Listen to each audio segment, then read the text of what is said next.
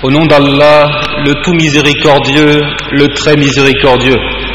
Louange à Allah, Seigneur de l'univers, et que la paix et le salut soient sur la plus noble de ses créatures, son prophète Muhammad ibn Abdillah sallallahu alayhi wa sallam, sur sa famille et ses compagnons. Ô serviteurs d'Allah, je vous recommande la crainte révérentielle d'Allah. Lors d'une assise bénite et parfumée par la présence du prophète, un beau jour à la Médine, Abu Huraira rapporte qu'un bédouin se présenta au prophète alors qu'il s'entretenait avec les gens. Il dit: Ô messager d'Allah, quand se dressera l'heure? Le messager poursuivit son discours et les gens s'interrogèrent. Certains de dire: il a entendu, mais il a trouvé la question détestable. Et d'autres de dire: il n'a pas entendu la question. Ayant terminé son discours, il dit, sallallahu alayhi wa sallam: où est celui qui m'a questionné à propos de l'heure? Il dit: c'est moi, ô messager d'Allah.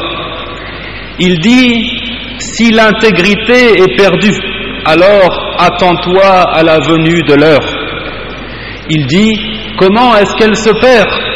Il dit: si on confie les affaires à celui qui n'en est pas digne, alors attends la venue de l'heure, comme cela est rapporté par Al-Bukhari. Les prophètes, à eux tous le salut et la paix, sont choisis parmi les plus nobles des hommes, ceux qui ont les meilleurs comportements. Et l'âme qui demeure noble et qui préserve le dépôt confié, cela malgré l'extrême pauvreté et les problèmes rencontrés, est certes l'âme d'un homme fort et intègre. Et le messager sallallahu alayhi wa sallam était lui-même appelé le digne de confiance, Al-Amin, alors qu'il n'était pas encore un prophète. Et on a témoigné de cette qualité pour le prophète Moïse, à lui le salut et la paix. On trouve dans le Coran les propos suivants.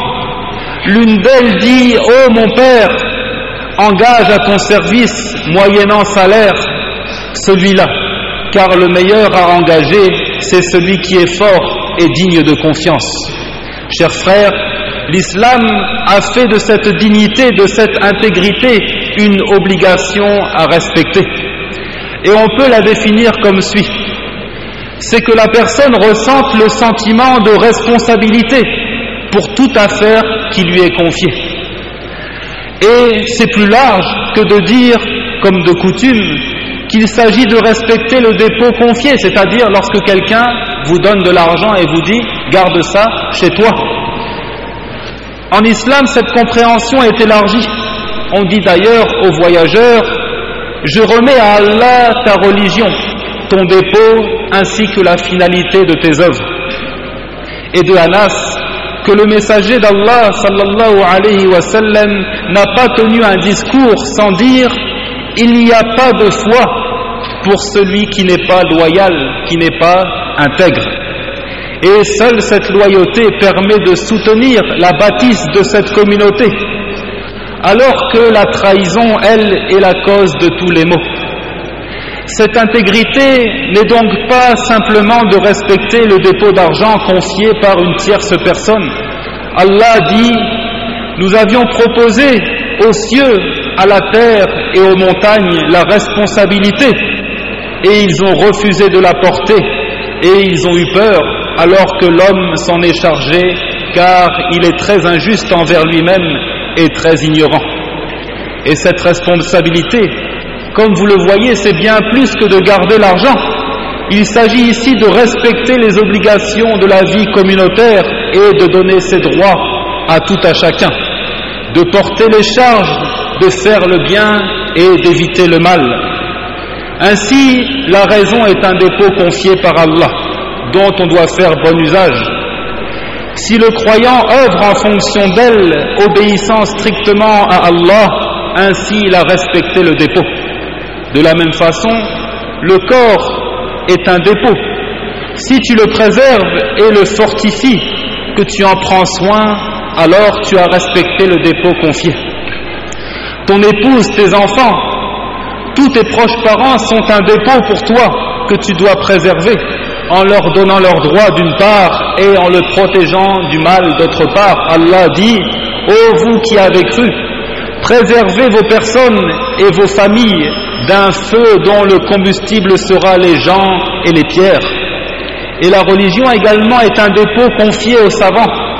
Ils doivent l'expliquer aux gens et la préserver de toute altération, sans quoi ils seront les pires des traîtres. Allah dit: et quand Allah a pris l'engagement de ceux qui ont reçu le livre, vous l'exposerez aux gens et vous ne le cacherez point. Et si ce savoir est utilisé à bon escient pour le bien-être de l'humanité, si les découvertes scientifiques ont pour but d'indiquer la grandeur et la toute-puissance d'Allah, alors ils sont loyaux. Et si au contraire on utilise la connaissance pour propager la corruption sur terre, pour causer les troubles et encourager les despotes à assouvir leur despotisme et à exécuter leurs plans malsains, alors les érudits sont des traîtres qui méritent la malédiction d'Allah. Allah dit: et à cause de leur violation de l'engagement, nous les avons maudits.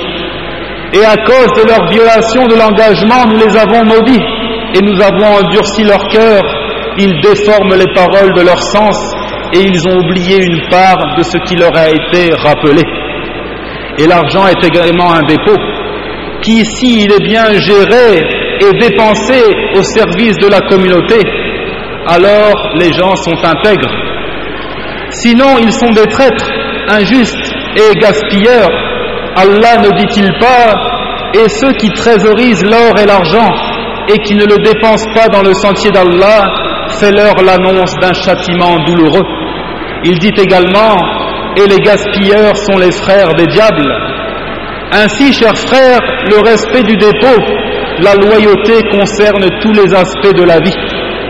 Dans le domaine de l'adoration, cela consiste à effectuer tout ce qu'Allah a ordonné avec une intention pure et sincère, en suivant le messager sallallahu alayhi wa sallam sans rien ajouter ou retrancher, en évitant tous les interdits, de craindre Allah le Très-Haut en tout temps et en tout lieu, que tu sois seul ou en groupe.